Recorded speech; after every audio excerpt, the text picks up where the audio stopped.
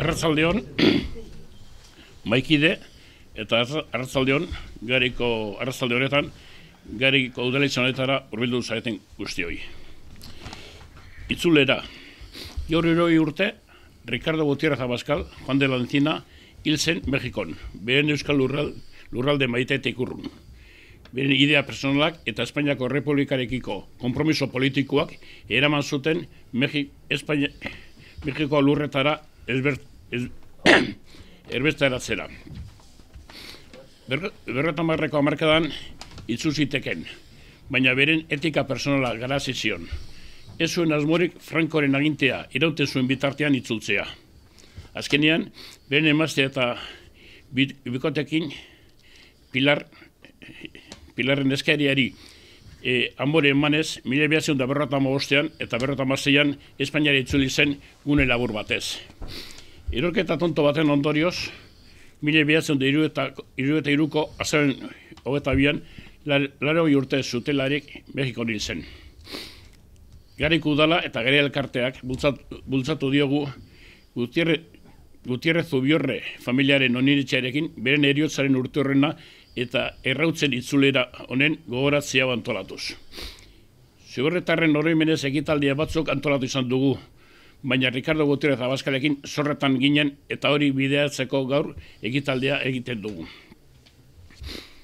Antolatzerakoan, bertan parte hartzeak gonbidatu ditugu Pilar Gutiérrez Zubiorre, omenduaren biloba, Garazi Arrizabalaga Durangoko Arte eta Historia Museoko sendaria, Miriam Alzuri, arte historiadorea eta Ricardoren biografoa, eta noski, antolatzen aldetik, Nerea Mujika, Gire elkarteko lehendakaria eta Ramon Osa Gareko alkatea. Eurek ardatuko dira, Ricardo Gutiérrezen figura edo obra ezagutzeaz, baina bultzatzeko utzin ezazue labur-labur kontatzean gertakeri honen jatorria. En julio del 2000, con motivo del Espatantzaileguna celebrado ese año en Garay, en que se homenajea a los hermanos Zubiorre, Leopoldo Gutiérrez nos invitó tras la comida a un grupo de Gerediaga a conocer Landabarrena, la casa de los Zubiorre. En la visita nos contó la historia de los árboles que en recuerdo de su madre y tíos se erguían frente a la casa y nos hizo partícipe de su deseo de reunir en el panteón familiar de Garay, donde descansaban los restos de su madre Pilar Zubiorre, los restos de los demás miembros de la familia que en aquel entonces, a consecuencia de los avanzares de la vida, se hallaban dispersos entre Madrid y México. Gire Elkartea asumió ese deseo como propio y acordó tratar de cumplir el mismo. Fruto de sus trabajos, en julio del 2000, se trasladaron de la Sacramental de San Isidro de Madrid a Garay los restos del músico Valentín Zubiorre Urinobarrechea, de su esposa María Paz Aguirrezábal Echazarreta y de sus hijos pintores Valentín y Ramón. Iniciadas las gestiones por parte de la familia para el traslado de los restos de Ricardo Gutiérrez Abascal desde México, diversos problemas demoraron el mismo. En el transcurso de ese impasse falleció en el 2014 Mercedes García Urtiaga, esposa de Leopoldo, y en el 2017 el propio Leopoldo. En enero del 2017 retornaron los restos de ambos desde México a Garay.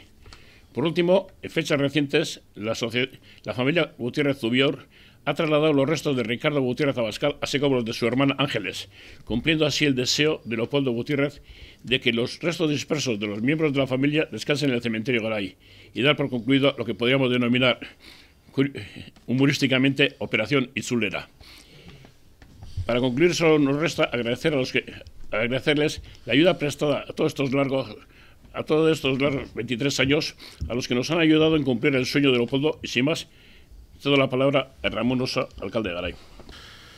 Lehenbiziko hitzak izan bitez Jon Irazabalen ekina eta eragimena ez da txikia izan, azpimarratzeko eta eskertzeko. Izan ere ekitaldia antolatu bada, gu guztiok batu bagara, hein handi batean bere jarduntzagatik izan delako. Gaur Garain bildu gara Ricardo Gutiérrez Abascal hiltzela 60 urte igaro dirlarik, besteak beste Ricardo gomutan izateko eta bere ekarpena gogorarazteko. Dena dela, ez naiz ni aproposena Juan de la Encina ez izena erabili zuen Ricardoz hitz egiteko.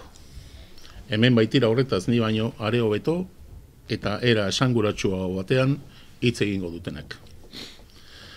Como decía, creo que hay personas con más conocimiento que yo para glosar la figura de Ricardo Gutiérrez Abascal, conocido también como Juan de la Encina. Recordamos hoy a una persona que fue miembro de una familia vinculada estrechamente con nuestro pueblo, con Garay. Lo recordamos con motivo de su vuelta a casa, después de décadas de exilio provocado por la guerra civil y su posterior dictadura. Soy de los que creen que la memoria no puede cimentarse en la revancha, el rencor y el odio, pero sí en el recuerdo y en el reconocimiento. Además de la efeméride que hoy recordamos, este año se cumplen 170 años desde que José María Iparraguirre cantara por primera vez el Guernica Coarbola en Madrid, en la cafetería San Luis. Un año después se interpretó en Urquiola delante del santuario el día 13 de junio. Al acabar la Tercera Guerra Carlista, en 1872-1876, todos los carlistas que no se habían entregado fueron en formación desarmados desde Don Iván Egarazzi, capital de la Sexta Merindad de Navarra, hasta Bayona, y cantaron el Guernica Coarbola a modo de himno nacional de los y las vascos.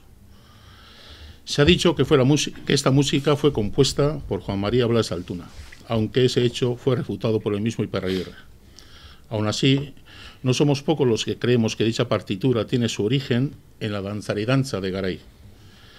Sea como fuere, forma parte de nuestro patrimonio, un patrimonio que debemos mimar, salvaguardar y transmitir a las generaciones actuales y futuras.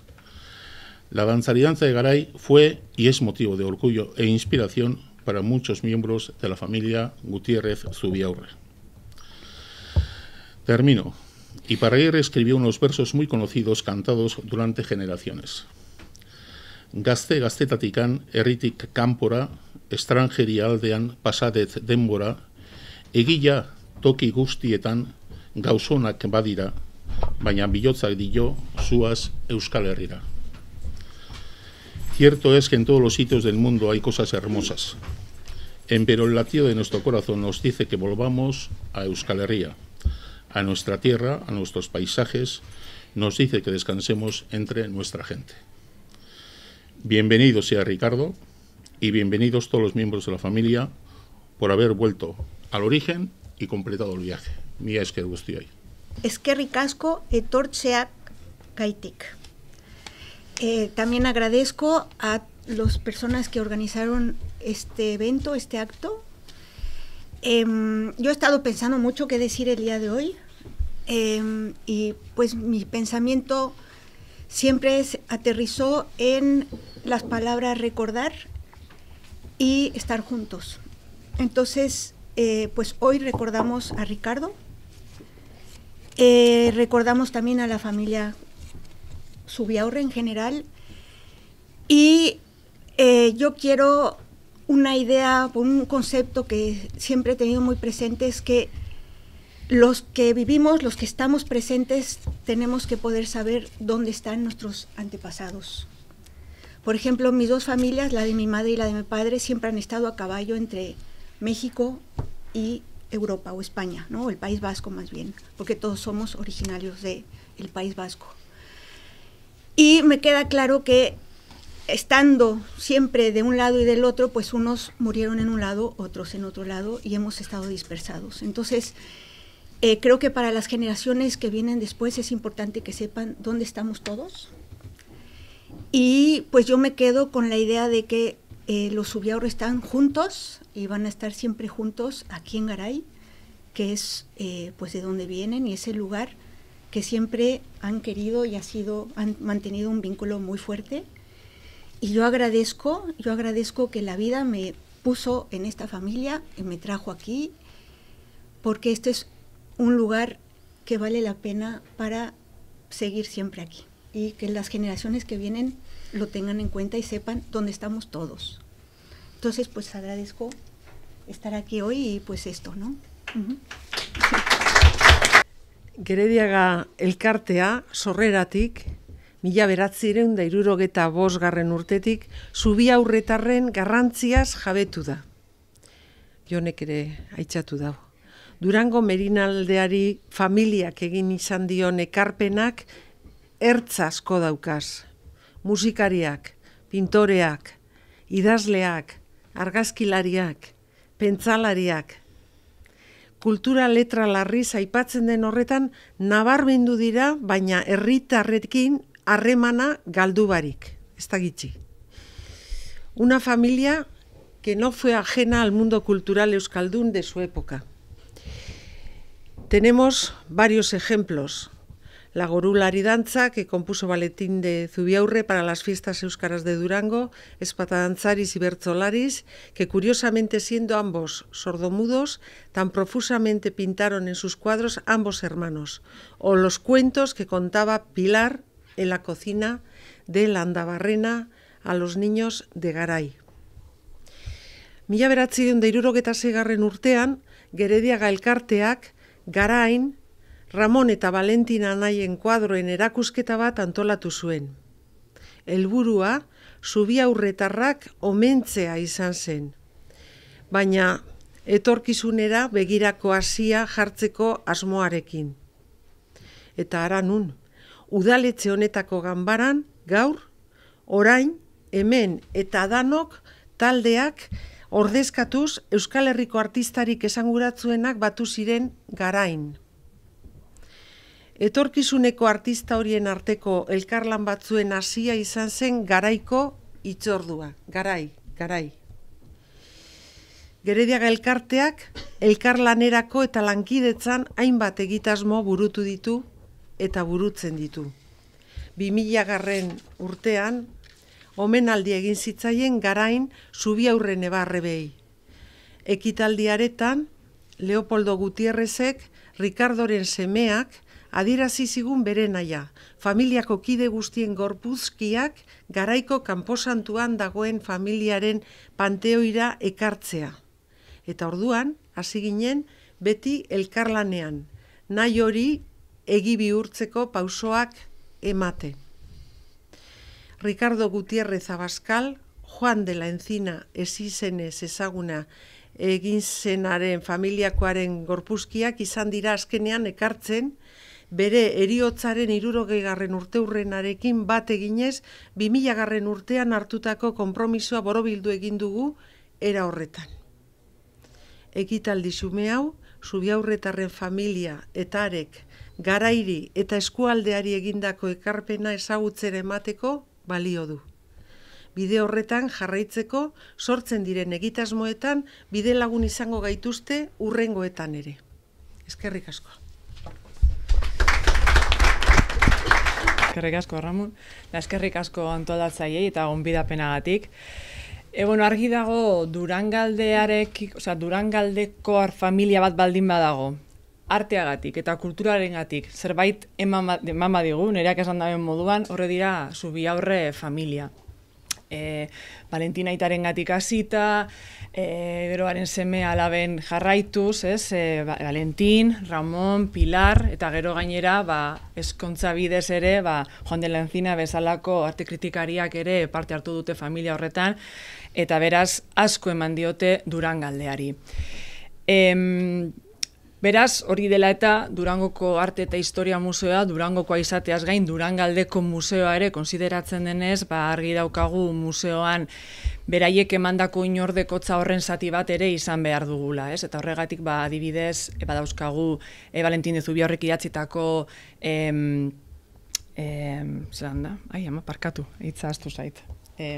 Musikoak idazten dutena. Partiturak, parkatu, eskerrik asko. Partiturak 1989an erosi izan Ramon Zubiaurreren kuadro bat, eta adibidez pasadan urtean ospatu gendun Ramon de Zubiaurreren erakusketa bat museoan. Lehenengo aldiz izan zen, normalean beti bi anaiak batera egon dira, erakusketak batera egin dabez, katalogoetan beti batera agertzen ziren, eta guk egin duen gauza desberdin bat, eta izan zen Ramoni buruzko erakusketa bat antolatzea, eta berari buruzko katalogo bat ateratzea, bere biografia, bere lanak azaltzen, lehenengoz egin dugu. Eta, izan da pausu bat, agian hemendik urte batzutara, Valentinen tokia helduko da, eta zergatik ez, Pilarreri buruzko ikerketa lanen bat ere bai, azkenean benetan emakume garrantzitsua, eta bere garairako aurreratua izan zen Pilar. Decía que si hay una familia en el duranguesado que ha aportado algo a la cultura y al arte es la familia Zubiaurre, y además muy orgullosos de sus raíces, ¿no? Porque aunque hayan estado fuera, algunos nacieron en Madrid, nunca han perdido ese amor por su tierra, y eso es algo que les caracteriza más todavía, el que tenemos que estar muy orgullosos y orgullosas. En el Museo de Arte e Historia de Durango guardamos algunas de sus obras con muchísimo cariño. Les hemos querido homenajear con la exposición que hicimos el año pasado dedicado a Ramón de Zubiaurre, y esperamos que en un futuro pues también podamos hacer homenajes a los demás participantes de esa familia tan numerosa, y simplemente, bueno, agradecer todo lo que han hecho por esta tierra, porque no es algo habitual, ¿no? Que saliendo fuera, incluso no habiendo nacido algunos aquí, pues lleven esa medalla, ¿no? Yo soy de Garay y enseño nuestra cultura, enseño nuestro arte, enseño nuestras danzas. Es de verdad algo que tenemos que agradecer a la familia, y que menos, ¿no?, que este pequeño homenaje y todos los que vendrán posteriormente. Así que, bueno, eskerrik asko etortzeagatik. Nik hasten naiz barkamen eskatzen hitzaldia euskeraz ez egiteagatik. Soy euskaldun berri muy reciente, y el sentido común no me aconseja soltarme hoy con una charla que pretende ser de cierta enjundia. Yo trabajo en el Museo de Bellas Artes de Bilbao, y me gustaría comenzar haciendo un pequeño homenaje. Hemos hablado de Valentín, de Ramón, de Juan de la Encina, hablaremos. Me gustaría recordar también la familia, sobre todo a Leopoldo Gutiérrez de Zubiaurre, sus estancias veraniegas en San Juan de Luz y en Garay durante muchos años concitaron a su alrededor a un muy numeroso grupo de estudiantes, desde luego de mi generación, gente que nos incorporamos a la historia del arte, pero también a la historia de la música, etcétera, a finales de los 80, comienzos de los 90, y Leopoldo fue la persona que nos acogía cada verano en su residencia y ponía a nuestra disposición el fantástico archivo familiar que Pilar de Zubiaurre había atesorado con los trabajos de sus dos hermanos, de Valentín y Ramón, de los pintores, con los trabajos del padre músico, del marido crítico de arte y de otros miembros de la familia Zubiaurre que habían viajado a Venezuela, etcétera, etcétera. Una parte importante de los fondos del archivo familiar llegaron al museo en 2007, y bueno, aquí está Miquel Urizar, mi compañero, nuestro archivero, que los sigue custodiando. Fruto de esos papeles han visto la luz bastantes trabajos de investigación en torno al arte vasco, pero también en torno a la música, por ejemplo.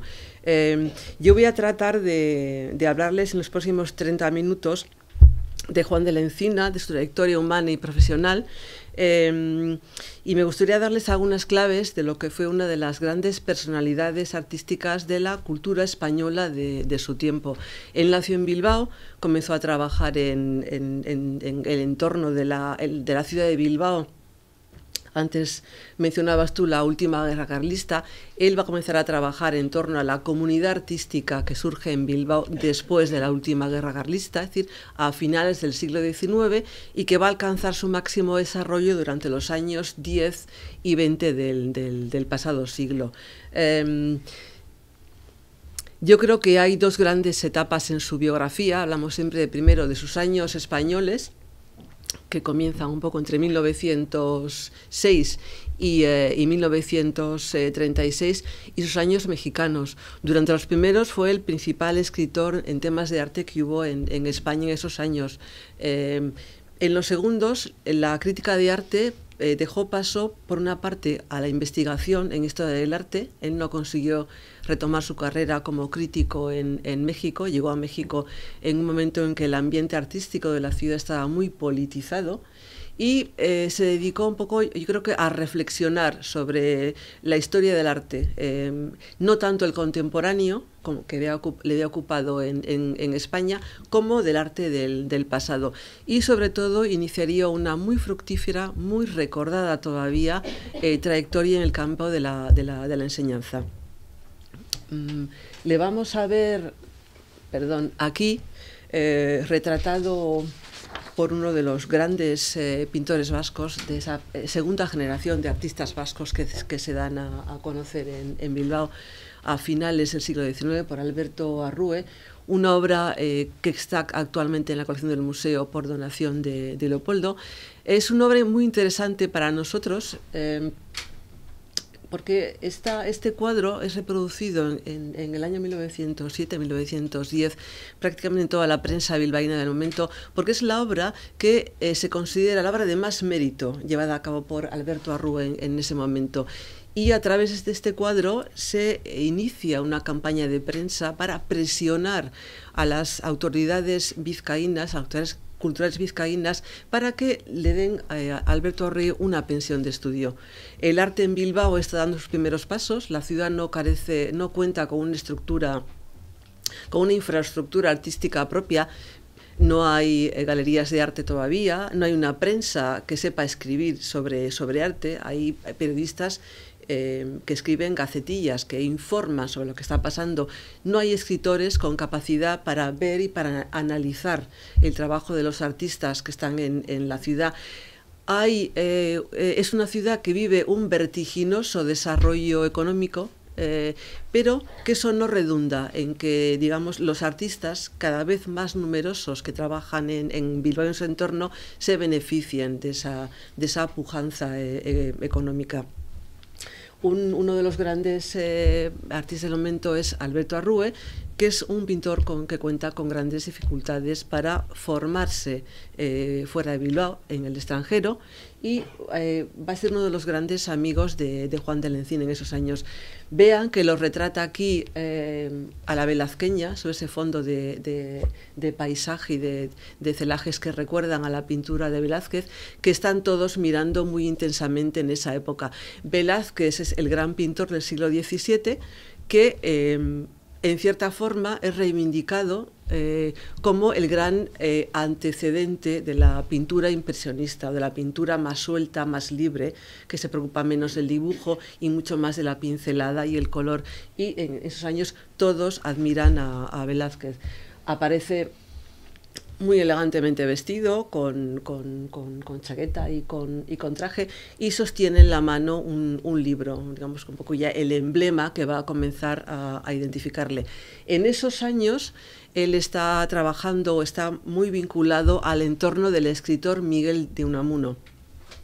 Su formación como crítico de arte es relativamente buena para la época, no porque haya estudiado, no porque exista en esos años una carrera o unos estudios ni de historia del arte o de literatura. Él, en principio, de hecho, está destinado a la ingeniería. La suya es una familia, bueno, de la burguesía media, que no dispone de fortuna propia.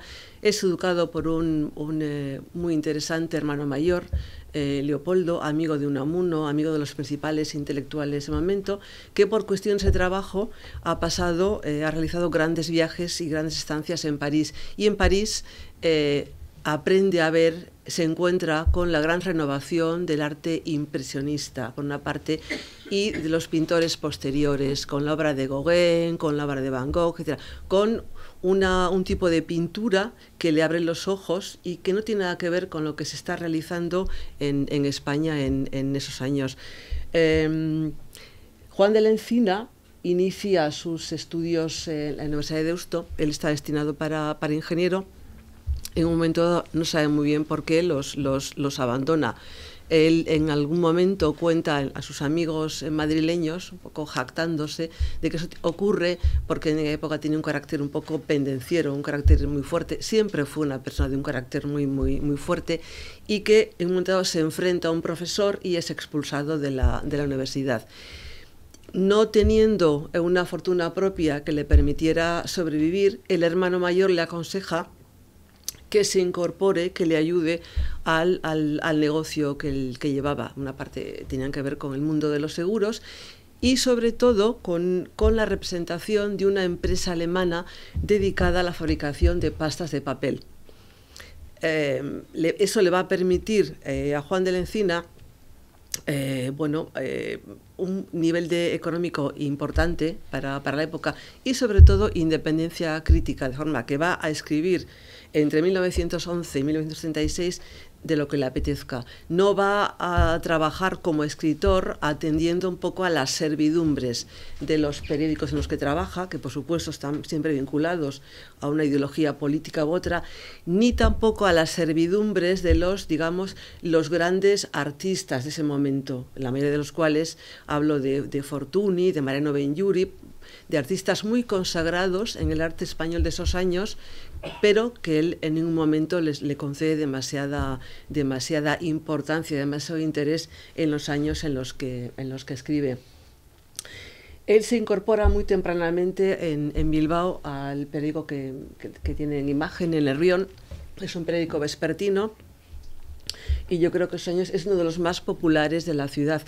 Comienza a trabajar, comienza a escribir con cierta forma irregular en esto que ven aquí, es el suplemento dominical, la edición especial ilustrada, un suplemento que se pone a la venta los domingos.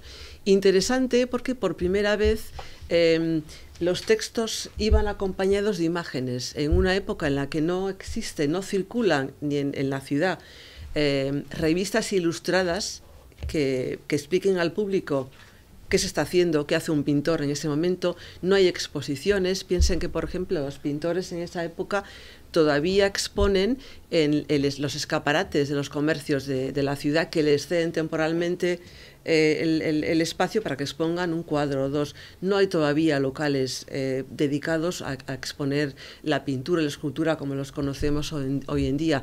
La presencia de esas imágenes multiplicadas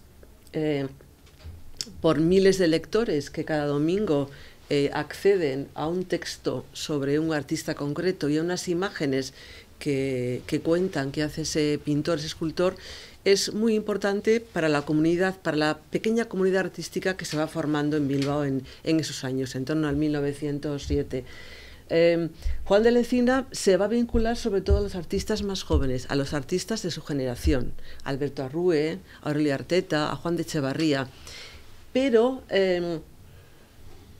pese a que él siempre cuenta que accede a este periódico a escribir casi como ocasionalmente, irregularmente, sin planificación, hoy sabemos que no es tanto, que los artículos que publica aquí obedecen a un plan muy concreto, porque él comienza hablando de los más jóvenes de su generación, pero dedica también enseguida espacio y atención a lo que considera los antecedentes de esta generación, los mayores, los iniciadores del movimiento artístico local.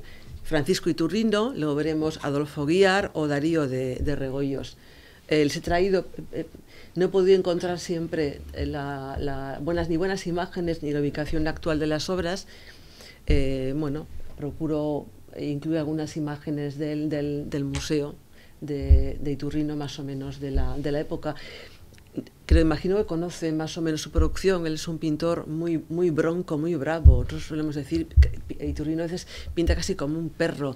No le interesa el dibujo, la composición, pinta con el color. Es una pintura que es muy difícil de entender en esos años, porque está, en teoría, para el ojo del espectador normal, está muy mal pintada. No hay dibujos, son colores muy agrios, muy tal, está desdibujada. Juan de la Encina es el primer escritor que va a hacer entender al público de Bilbao de esa época cómo hay que mirar estos cuadros y qué hay que ver y, sobre todo, qué no hay que buscar en ellos, que siempre es importante.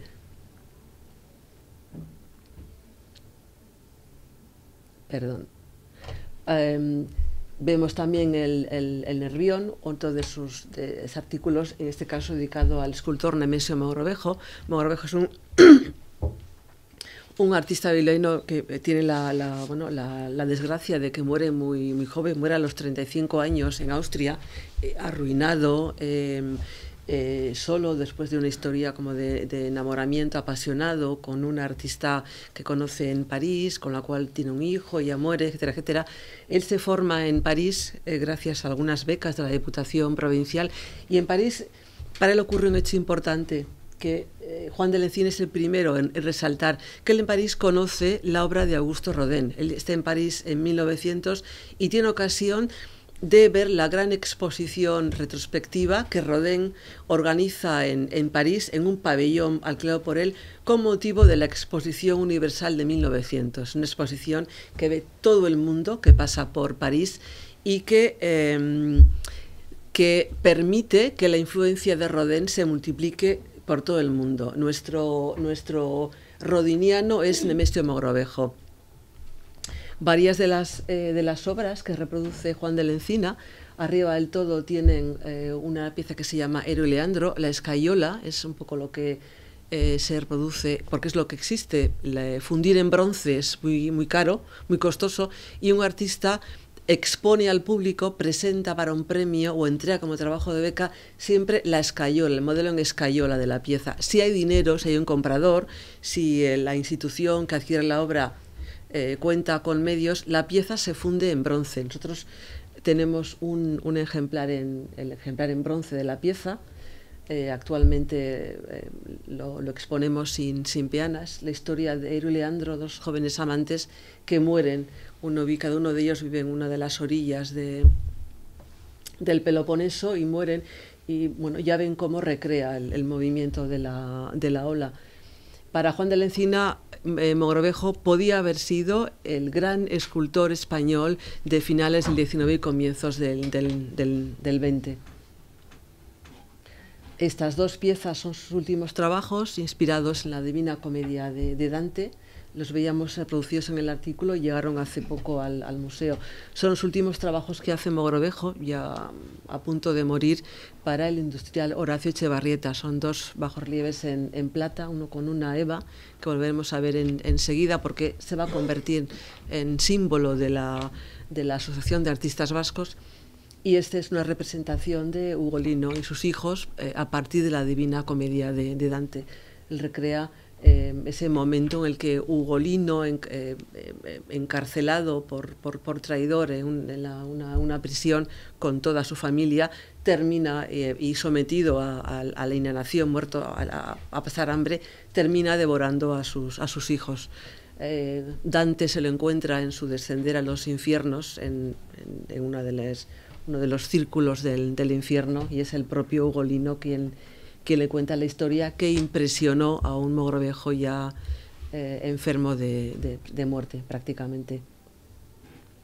A Nemesio Mogrovejo dedicaría Juan de la Encina su primer trabajo, un libro publicado en 1910, un momento en que la ciudad le dedica un homenaje al escultor. Se plantean adquirir varias piezas con destino al museo, etc. Lo único que se puede hacer es este libro, que sigue siendo una obra de referencia para nosotros hoy en día. Mogrovejo es un escultor todavía necesitado de un gran estudio, y la fuente de conocimiento de su biografía y de sus obras sigue siendo todavía el trabajo de Juan de la Encina, que es un libro maravillosamente editado por los artistas de Bilbao. Y otro de los grandes pintores amigos y defendidos por Juan de la Encina es Aurelio Arteta. Se ha traído este pórtico, que también está en la colección del museo, y alguna de las obras que se producen en el Rión.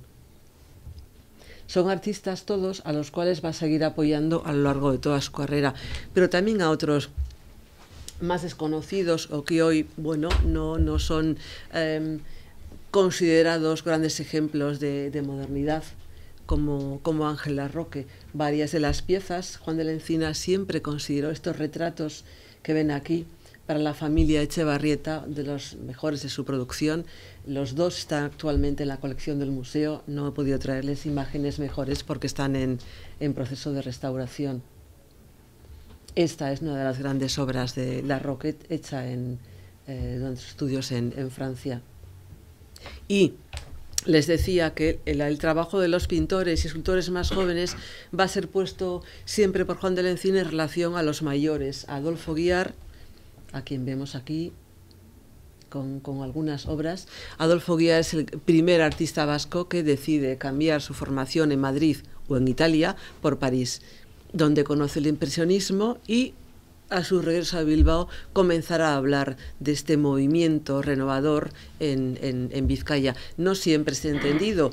Cada exposición en Bilbao en el escaparate de los comercios de Bilbao de una obra de Guiar provoca en la ciudad agrias polémicas, porque nadie en esa época sabe todavía ver la pintura de Guiar ni entender lo que está haciendo.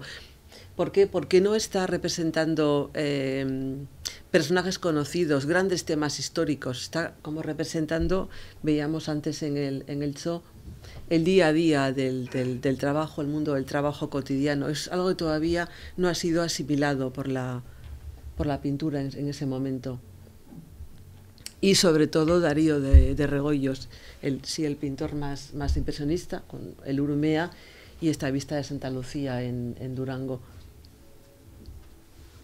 A los dos dedicaría importantes trabajos teóricos, primero en el Bio, luego en la revista Hermes, que aparecen luego en forma de publicaciones, en una editorial muy interesante en esos años, con muy poca vida, Editorial Vasca, que publica este primer libro de Guiar Regoyos titulado Ensayo crítico histórico sobre el impresionismo en España. Es uno de los primeros textos teóricos que existen en España dedicados no solo a dos artistas vascos, sino a la introducción del movimiento impresionista en el Estado. Yo creo que de todo lo que escribió en torno al arte vasco, el libro más importante es este que ven aquí, La trama del arte vasco, una publicada en 1919 por la misma Editorial Vasca. Debía ser el primer libro de una biblioteca de arte y artistas vascos, del que finalmente no salió la empresa editora, la Editorial Vasca, se arruinó y se publicaron solamente el Guiar Regoyos y este libro. Es un libro importante porque es la primera vez que un teórico, un escritor en el País Vasco se dedica a reflexionar una cosa fundamental, que es pensemos cómo surge el movimiento artístico en el País Vasco. Pensemos qué fuentes, cuáles son las fuentes plásticas para explicar el trabajo de estos artistas que hemos visto hasta ahora. Los otros teóricos del momento en el País Vasco se plantea es que nacen prácticamente de la nada o hacen retrotraer el inicio del movimiento artístico en Euskadi en el siglo XVII, en el siglo XVIII, en autores que han sido pintores y escultores que estén en esos años tratando de crear una genealogía. Juan de la Encina dice, no, esto no tiene nada que ver con lo que ha existido. Habrá habido pintores en el 17, en el 18. Esto que está ocurriendo, esto que ha ocurrido aquí en 20 años es otra cosa. Son otros artistas que han acudido, primero han desdeñado el arte oficial, el arte que ocurría en Madrid en torno a la enseñanza artística oficial, al mundo de la academia, han ido a París, han descubierto el arte moderno y han descubierto también la pintura española, la pintura de Velázquez o de Goya. Han descubierto la pintura española de los pintores más modernos, más adelantados en su tiempo. Y esto que algo hoy, en cuanto miramos la obra de Arteta o miramos a Zuloaga, nos parece tan evidente, es decir, que todo eso porte por una parte pues de lo que han visto en París, de la pintura de Gauguin, por ejemplo, o de la pintura de Degas, o de la pintura de Velázquez, en ese momento no ha sido formulado y bueno, es una aportación interesante, tanto que yo creo que todo eso va pasando de generación en generación.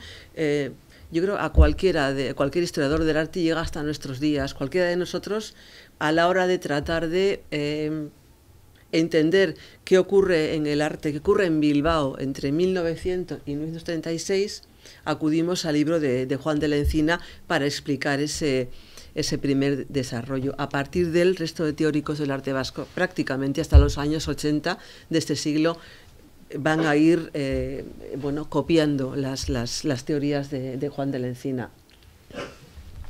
Fue también un personaje que les decía que era amigo de los artistas del momento, que se va a vincular a un montón de iniciativas importantes que tienen lugar en el entorno de Bilbao en esos años, a la creación de la Asociación de Artistas Vascos que tiene lugar en 1911. Y ya ven que acude como emblema a una obra de Nemesio Mogrovejo.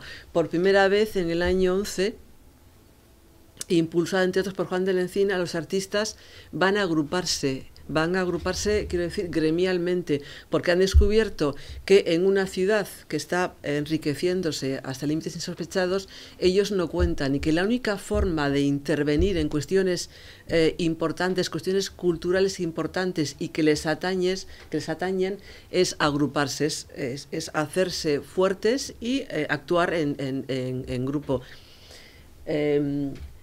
A su lado tienen un dibujo de Antonio de Guezala, uno de los miembros de la asociación, con la primera junta directiva, una caricatura que está en una colección particular. Uno de los frutos de este agruparse de los artistas es la apertura del Museo de Bellas Artes de Bilbao. Como saben, se crea sobre el papel en el año 1908 y que no consigue un local propio hasta 1914.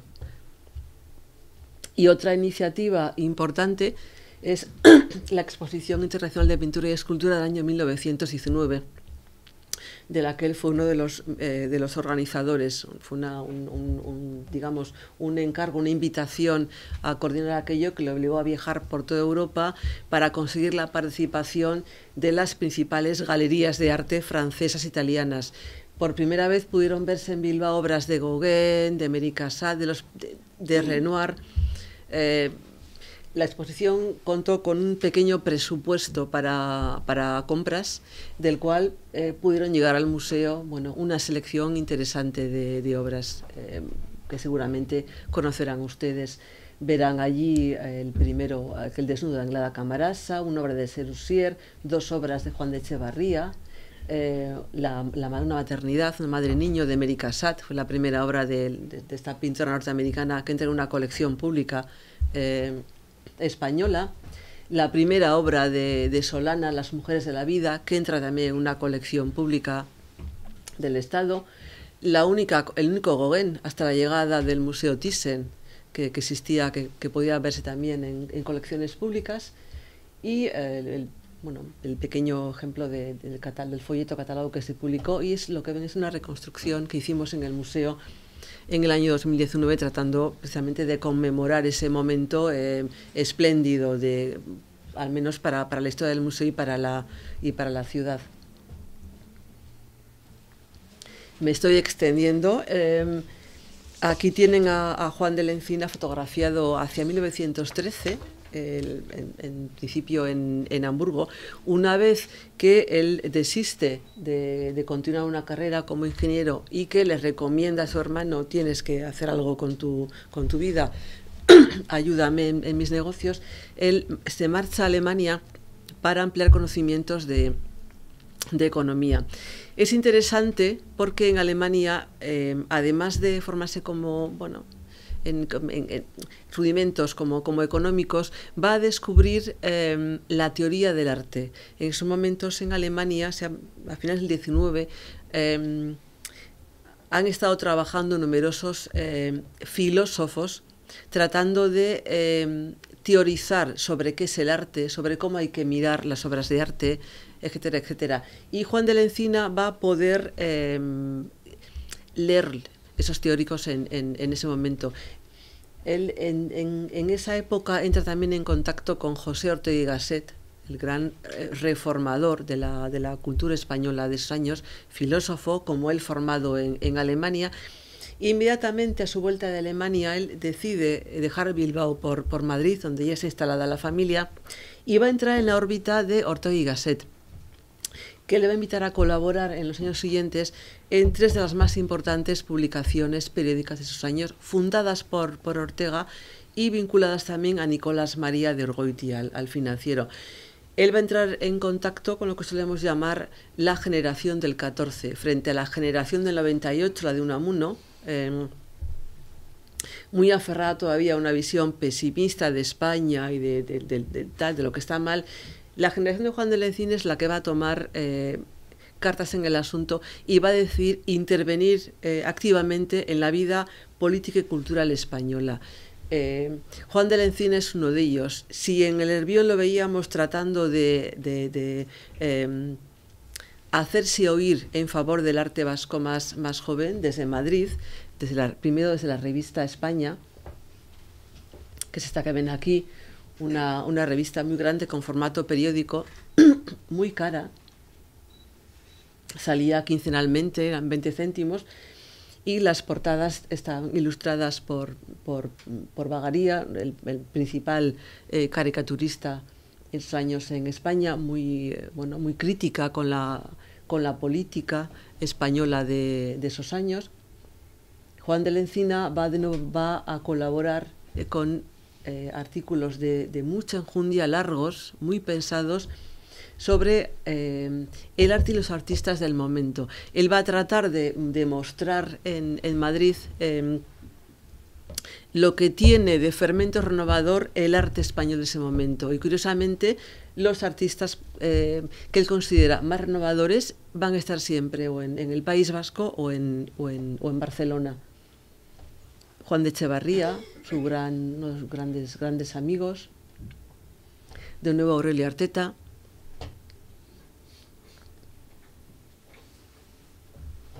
y el arte catalán, Enric Casanova. En un momento en que están entrando en España, en los años de la guerra, de la neutralidad española, muchos artistas que abandonan París para refugiarse en España y demás, y todo ello va a tener su influencia en el arte español, de forma que comienzan a entrar tendencias muy avanzadas. Él se va a mantener en un equilibrio un tanto muy curioso.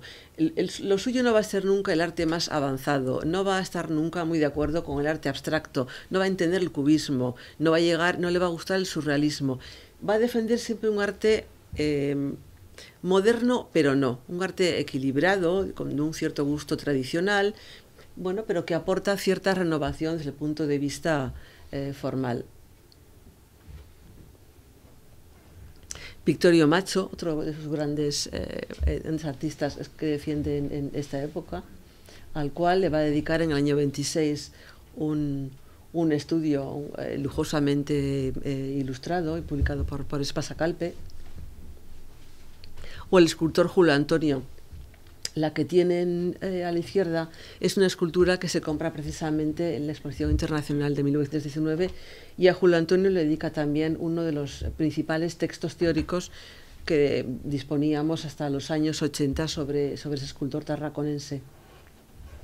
Un hecho fundamental en su biografía, en los años 20 en Madrid, es su matrimonio con Pilar de Zubiaurre, a quien vemos aquí retratada por su hermano Ramón en una obra que también estuvo en manos de la familia hasta 2007 y que Leopoldo donó y que se encuentra en la colección del museo. Es un triple retrato de Pilar de Zubiaurre, maravilloso, de su época simbolista. Ellos se casan en el año 22 y en el 24 nace Leopoldo, su único hijo. Van a formar durante los años 20 y 30 un matrimonio que va a participar muy intensamente en la vida cultural española de su tiempo, porque tanto Juan de la Encina como Pilar van a tener deseos de intervenir en la vida cultural española de su tiempo. Pilar es una mujer muy adelantada, que va a intentar siempre tener una carrera, una vida propia, y entre los dos, las amistades de unos y de otros se van a poder relacionar yo creo que con todo, diríamos con medio siglo de cultura española. En el año 1928, por ejemplo, Federico García Lorca pasa una velada en casa del matrimonio Zubiaurre en Madrid, y conservamos una carta en la que escribe emocionado a su familia granadina, contando el ambiente intelectual que descubre en casa de este matrimonio en Madrid. Él es más amigo de Pilar que de Juan de la Encina. En el año 20, poco antes de ese matrimonio, él abandona España y comienza a trabajar en el periódico La Voz. Es un periódico, de nuevo, vespertino, muy popular, muy dirigido al público general, y va a emprender una labor también de explicación, de difusión de las tendencias artísticas del momento. Tiene un éxito inmediato, tanto que él comienza escribiendo en páginas interiores una pequeña columna. ¿Por qué? Porque en ese momento, digamos, el gran periódico cultural para un público más entendido es otra empresa de José Ortega y Gasset, El Sol, en el que en principio él ha intentado colaborar, pero lo han dejado fuera. Y de esta pequeña columna interior va a pasar casi inmediatamente a primera página. Sus artículos en ese periódico, este año 31, van a estar siempre en la portada. Quiero decir, junto a las grandes noticias políticas y económicas de una década muy conflictiva en la política y la vida española. En el año 24 le hace esta caricatura a Luis Bagaría, que aparece publicada en El Sol, y hay algún otro retrato, otra alegoría muy interesante, esta de Gabriel García Maroto, uno de los artistas renovadores de esos años, que aparece en la Gaceta Literaria, una revista cultural también muy prestigiosa. Ya ven que el retrato que hace de Juan de la Encina con los países que le han influido, Alemania, París, Europa, que es importante, la ciudad de Bilbao, los campos que le interesan, la estética, es una palabra que comienza a pronunciarse en esos años en España. Digamos, hasta ahora hay un escritor que escriba sobre arte, no es consciente de que se necesitan conocimientos de estética, de filosofía, para poder abordar la producción artística. Juan de la Encina sí, su éxito en el periódico La Voz y sobre todo en la revista España, en la parte superior. Son años de una intensa producción también como escritor, Crítica al margen, una recopilación de todos sus artículos periodísticos publicados hasta entonces. Algunos homenajes que se le hacen en Madrid. Él está también en la puesta en marcha de la Sociedad de Artistas Ibéricos, también la asociación más moderna que se crea en el año 25 en Madrid. Y este es Juan de la Encina respondiendo a una de las para nosotros más célebres encuestas que tienen lugar en esos años en España. Hoy parece una tontería preguntar si tiene sentido o no deshacer, suspender las exposiciones nacionales de Bellas Artes. Eran unas exposiciones que organizaba el Estado bianualmente en Madrid, en las cuales participaban prácticamente todos los artistas, siempre que hubieran podido superar un jurado de admisión, un jurado que estaba copado por los académicos, por el poder de la academia y las tendencias más conservadores, y que sistemáticamente dejaba fuera a las tendencias más modernas, más novedosas. En un momento dado se plantea ¿qué utilidad tienen las exposiciones nacionales? Para Juan de la Encina, ninguna.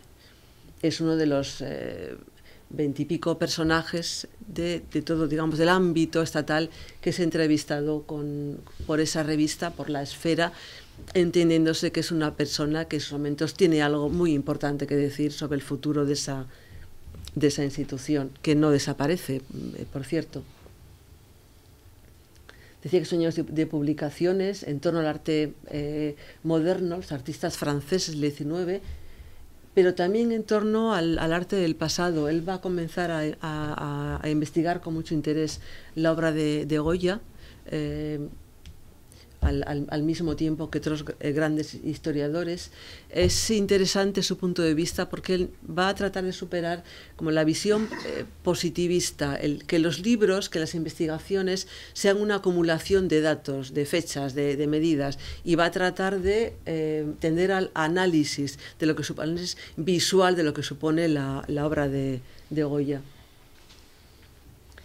En el año 31 tienen lugar dos hechos importantes, que es su paso al periódico El Sol, un periódico que lleva ambicionando desde el año 1918, y a la vez su nombramiento como director del Museo Nacional de Arte Moderno de Madrid. Es como el gran museo dedicado al arte moderno, al arte de su tiempo, pero que por distintos motivos lleva una trayectoria hasta entonces muy desvinculada de lo que ha ido ocurriendo en el arte español en esos años. No tenemos tiempo para profundizar, pero bueno, por primera vez se organiza en el museo exposiciones de artistas vivos, por primera vez ingresa obras de artistas vascos, ingresa Juan de Echevarría, ingresa Zuloaga, etcétera, etcétera. Es decir, se normalizan muchas cosas que, bueno, que no habían existido hasta ahora en el museo. Impulsa también la renovación arquitectónica del museo, etcétera. No va a tener tiempo porque en el año 36 llega la guerra y el museo va a ser evacuado. El museo estuvo ubicado en este enorme edificio, este Palacio de Exposiciones y Museos de Madrid, que actualmente es, por una parte, por Recoletos, la sede de la Biblioteca Nacional, y por la otra, por la calle Serrano, el Museo Arqueológico. El museo ocupa unas pequeñas salas a la izquierda. Decía que la guerra va a impedirle hacer muchas cosas. Él abandona Madrid, acompañando una selección de las obras de los fondos del Museo de Arte Moderno, una de las primeras decisiones políticas que toma el gobierno republicano, visto que la sublevación del 18 de julio se acompaña enseguida con la dotación de armamento a las milicias, y eso genera un descontrol absoluto en Madrid en esos años. El gobierno republicano toma la decisión de proteger el patrimonio, de incautarlo y de centralizarlo en una serie de grandes depósitos y museos. En este caso, uno de los depósitos está en el Museo de Arte Moderno de Madrid. Y Juan de la Encina y otros intelectuales en ese momento van a participar en una operación propagandística impulsada por el Ministerio de Instrucción Pública, que entonces está en manos comunistas, que es el traslado de los fondos del Museo del Prado y del Museo de Arte Moderno por zona de guerra, primero a Valencia y luego a Barcelona, siguiendo un poco el destino, el avance del gobierno republicano. Juan de la Encina se niega en principio, es una operación que considera necesaria, que considera peligrosa para los cuadros. Acompaña, pese a todo, digamos, el desplazamiento de las obras, pero en el momento en que el gobierno mexicano invite a una serie de intelectuales españoles, entre ellos él, a abandonar España y a acudir a México durante el tiempo que dure la guerra, porque la guerra todavía en el 36 no se da por perdida, va a contar dificultades. Uno de los intelectuales vetados por el gobierno entonces, por el Ministerio de Instrucción Pública, y le va a costar muchísimo el apoyo de muchísimas grandes personajes republicanos su salida de España. Él llega a México en 1938 vía Estados Unidos. Su carrera en ese país va a ser otra, primero porque el mundo artístico mexicano está entonces también muy politizado,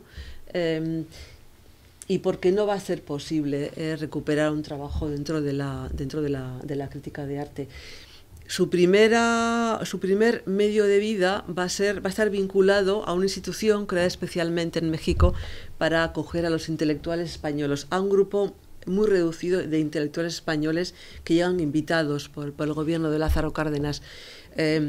La Casa de España, luego convertida en el Colegio de México, una institución que va a irles vinculando a los distintos centros universitarios del país, porque lo que enseguida ve el gobierno mexicano es que son personas que llegan con una gran formación intelectual y cultural, que están formadas en Europa y que aportan a la enseñanza universitaria unos conocimientos que todavía no existen en el país.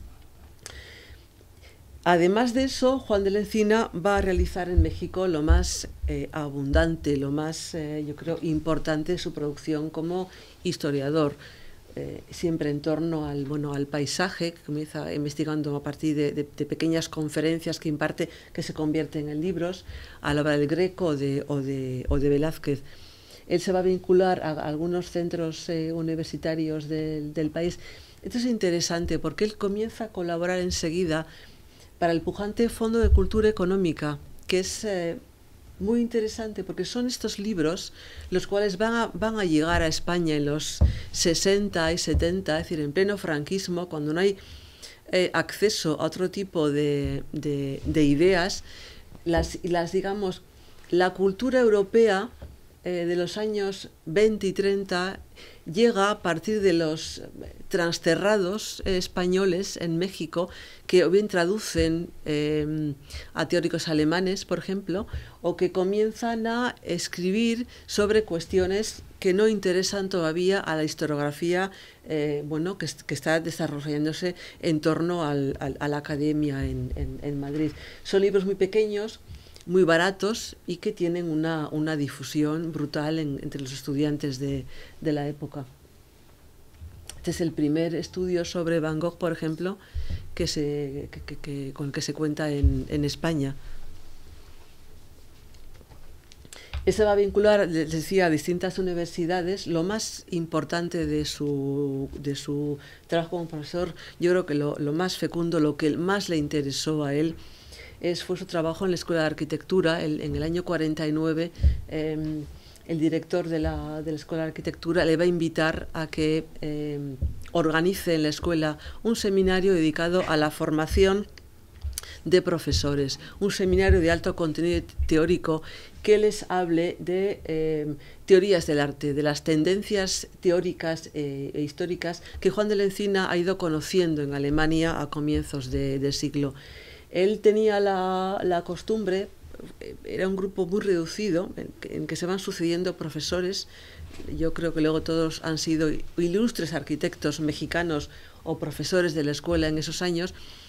Y se establece la costumbre de que él mecanografíe los cursos de forma que se puedan, hoy diríamos, fotocopiar, y que los alumnos tengan ese material previamente a las clases, de forma que no sea una cosa teórica, sino que las clases sean un seminario, se suscite la discusión. Ello ha permitido que se conserven prácticamente todos los manuscritos, una parte de los cuales está hoy en día en el archivo del museo, y que después de su muerte la propia universidad haya ido publicando varios de estos cursos. Eran cursos de alto contenido teórico que siguen siendo, o al menos lo fueron siendo hasta los años 90, hasta que yo entré en contacto con este grupo de universitarios. Esos libros todavía seguían leyéndose en la escuela como fundamento teórico necesario para cualquier profesor que quisiera dar clases. Y termino ya con esta folleto homenaje que se hace en Juan de la Encina poco de su muerte. El dibujo es obra de uno de sus más queridos discípulos, Juan Benito Artigas.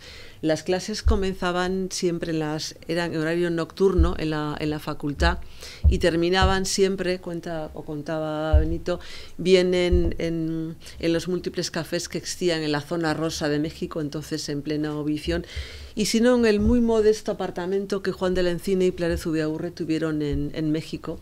Esta es una de las últimas fotografías del matrimonio con su hijo Leopoldo y con Valentín de Zubiaurre, y es el bonito dibujo de Artigas que recordaba lo que era el estudio de la biblioteca, el saloncito de Ricardo y de Pilar en México, con a la derecha un jarrón terrible y feísimo, según recordaba Leopoldo Gutiérrez, que tenía la frase "Viva mi dueño", sacada de uno de los libros de Ramón María de Valle Inclán, que había sido muy amiga de Juan de la Encina y del matrimonio en general. Y yo lo dejo aquí y muchas gracias.